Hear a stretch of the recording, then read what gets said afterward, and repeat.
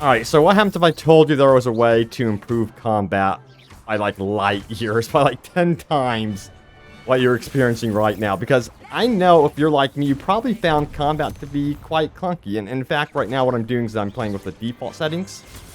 I've had some practice here. What we have here with the default settings is a big problem. I'm wanting to hit the dude to my right. See him over there in the purple?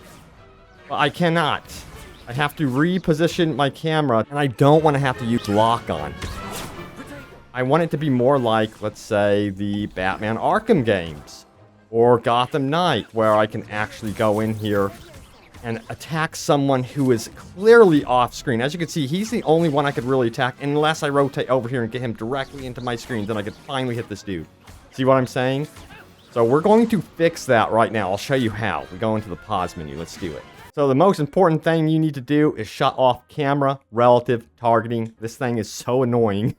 When it is on, it selects the active target within the camera who is in front of you no matter what. If it's off, you can actually hit people that are, you know, off screen. It allows off screen targeting. Now there's some other settings I want to point out here that I actually did adjust. Turn camera acceleration all the way down. Trust me, just do it. It's going to improve exploring and combat so much more. And then turn camera sensitivity up to your desired amount. But turn that up as well. And let's try this. Let's see how combat feels now. So yeah, let's go ahead and test out combat with the updated settings, shall we? Woo! That's beautiful. So what we got to do, we got to make sure one of these characters, or at least two of them, are off screen. Look at this. Look at how much more freedom we have to really bounce around with our character now. It makes all the difference. Ooh, interrupted it. Oh, yeah, look at that. Timed that one beautifully. Yeah, I don't think so. So now we know that this girl over here is going to be trouble. We also know they're going to be trouble, so we're going to try to keep them at a distance. It just helps so much because now you're not so dependent on just counters. Look at that. We already defeated him. It felt so much better. It's going to change the entire experience for you, I promise. If you just adjust a few little settings in the options menu. Anyways, I thought it would be a good time right now to go over your guys' top comments from my recent video. If you guys are new, by the way, smack that subscribe button. I love covering Hogwarts Legacy, but also other open world games such as Cyberpunk and then Starfield, so I can't wait for those. But yeah, we're going to get into your top comments about my most recent video, which was this one right here. Hogwarts Legacy is near perfect, but it has some very big problems what the reviews aren't saying. It's a pretty fascinating video. Check it out if you missed it, but most notable is the fact that the PC version, at least right now, is struggling. I cannot wait to see how the PC version runs. I actually need to get that preloaded right now. It is midnight over here. I'm going to get that done. But yes, let's get into your top comments about some of the controversy and things going on around the game. So, Maceman says this: I don't know why people complain about low level of spell diversity. Harry Potter himself only ever used like 5 spells in the series. 2 of them were unforgivables. Yeah, and there's still like a lot of depth within what you can do with the spells. And one thing I'm loving about the spell system in this game is how you can actually counter certain colored shields. That's something that I'm really digging. Now, let's keep going. Perplexed Wolf says this: hopefully, the game continues to receive some love over the next year and maybe some DLC. It's definitely going to sell well, so fingers crossed. I think it depends on how well it does actually sell.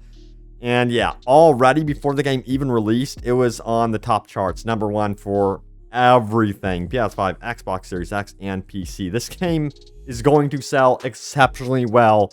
And I think that means that WB Games is going to sign off on DLC. Perhaps, God, it would be cool if we got that Quidditch expansion. You know what I mean? Something around that sort of tournament would be absolutely amazing with a really cool storyline. Man, that'd be cool. So we'll have to wait and see what WB Games decides. But this is definitely going to be turning into a franchise, you know, kind of like Middle-earth did. In fact, there's going to be a Middle-earth game again coming up here down the road. So stay tuned for news about that one. Now, Attractive says this: I'm really glad to hear that the characters are really good. Like you said, the story and characters are what bring you back. They give the game life and a feeling of coming home when you want to play it. It has to make us want to come back and replay. I love to start my first playthrough being the hero, and then my second being evil player. Haha. Wow, you have it all planned in your head. Yes, that is so true. I've played games, it's weird, that kind of have really good quest lines and weak characters, and it just pulls me out of the game. It's so strange. I start caring less and less about the game. If I don't care about the characters and the world I'm in, I just struggle. I don't know what it is. I struggle so much, even if the design is really good.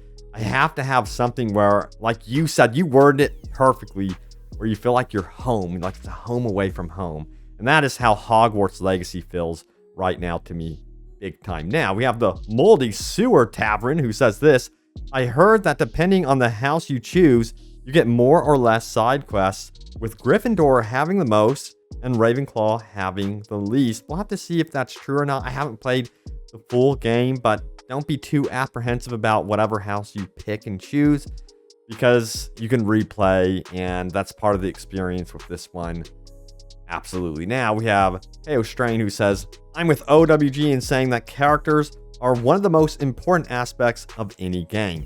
Even if all I do is cross the map back and forth, if it's with a good character by my side that I like and want to be around, then that simple walk turns into a memorable adventure. Yes.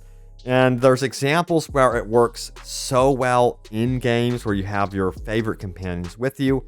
And then there's other examples where they put a companion with you and you're like, just shut the hell up. Like, I cannot take this anymore. And then you want the game to basically Elden Ring itself, where you can just have, you know, a solo experience where no one is constantly talking in your face. So it depends on what character they have tagging along with you, because it can turn into an absolute nightmare if it's not done right. Then we have Linwright666, who says, the first 20 minutes were a bit slow, but after the game opening, I had a blast. I cannot wait to get home to continue. I hear you. Yeah, I was kind of a little bit struggling with how much dialogue there was, but it kind of reminds me what they do with some of my absolute favorite open world games. I always mention Assassin's Creed 2 being one of them. They consistently develop characters first, the foundation of why you need to care about this world, why you need to care about what you're doing. And they take their time in the opening, and that cements it in your mind, and then you play and subconsciously care about everything you're doing. And I think that's so important when a game does that. Have those kind of, I guess you would say, long-winded tutorial sections that are maybe an hour, 2 hours long, and then you get the introductory text and you're like, oh wow, this is epic, you know. I love that. That's something I love if it's done right. Again, you have to care about the characters. Perplexed Wolf says, weak quest. Aside from the occasional fetch quest, I heard a lot of them were great. The side quests, at least, I can't wait after finding out you can catch, groom, and breed different fantastic beasts and own your own shop, and decorate your own personal space. I do wonder, though, with all the problems they are claiming the game has, will they still give it a decent review if it was any other open world game and not Harry Potter? That is such a great point. If they're kind of like favoring the game just because it's Harry Potter, listen, I just think that they do so much stuff well in the game that reviewers are kind of like a little bit more forgiving towards some aspects with this game. And again, when I see these reviewers give the game a 9 out of 10, they do it because they're in love with the characters, the NPCs, the companions. That helps alleviate some of the issues that could appear with the game in terms of quest design and things like that. I myself, I'm not running into too many issues with the quest design. It's just like you are told to do certain things, but I'm in the learning phase still, I guess, where I'm still opening up the world more and more. So yeah, I'm gonna have to wait and see what happens with that. I'm hoping that it doesn't get like overwhelming with how redundant some of these quests get, but I always break that up with the main story arc anyway. But there it is, the latest happenings around Hogwarts Legacy. I really do hope that the combat settings tips do help you all. If it did, smack that like button. Let me know in the comments, by the way, if you prefer my settings or if you're going to revert back to the original default settings. I'm kind of curious to see what you all prefer. Thank you all so much for watching. Stay tuned for more, and I will see you all next time. Take care.